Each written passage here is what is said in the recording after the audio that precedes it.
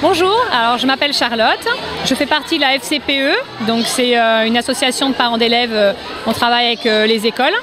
Voilà, donc on a mis en place aujourd'hui un événement Halloween pour les enfants, dont tous les bénéfices seront reversés aux écoles. Voilà, pour acheter du matériel, subventionner des sorties, enfin voilà, nous on verse une somme aux écoles et après c'est eux qui gèrent l'argent. C'est-à-dire les enfants devaient payer 2 €, c'est ça?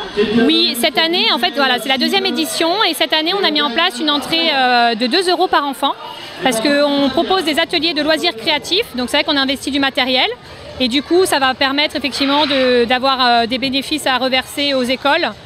Parce qu'on propose plus de choses que l'année dernière, effectivement.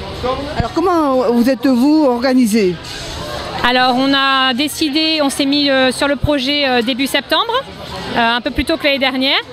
Et effectivement, on a travaillé les différents parents adhérents de la FCPE. On a échangé nos idées pour savoir ce qu'on allait garder, changer. Et petit à petit, on a dû préparer du matériel en amont pour que tout soit prêt aujourd'hui. Donc j'ai deux formidables mamans qui ont fait ça, Sam et Karine, notre présidente, donc qui ont préparé beaucoup de choses en amont. Et nous, les autres, voilà, on a aidé, on a décoré. Voilà, c'est plusieurs semaines de travail. Mais par rapport à l'année dernière, il y a davantage de monde, non? Alors effectivement, là, l'année dernière c'était la première édition, donc c'était tout nouveau.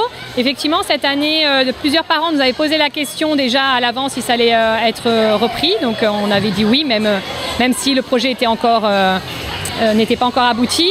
Effectivement, là, on a quand même pas mal de succès. On a beaucoup d'enfants, des parents qui jouent le jeu aussi, qui sont venus déguisés. Donc on a mis en place justement un concours de déguisement.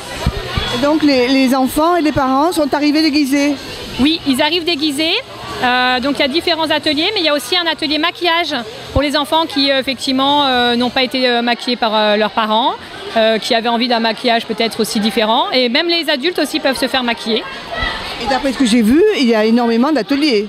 Oui, on a, alors vous dire le chiffre de tête, il y a alors en atelier créatif, on a 4 ateliers créatifs, on a du coloriage en libre service, après il y a différents jeux qui sont en libre service.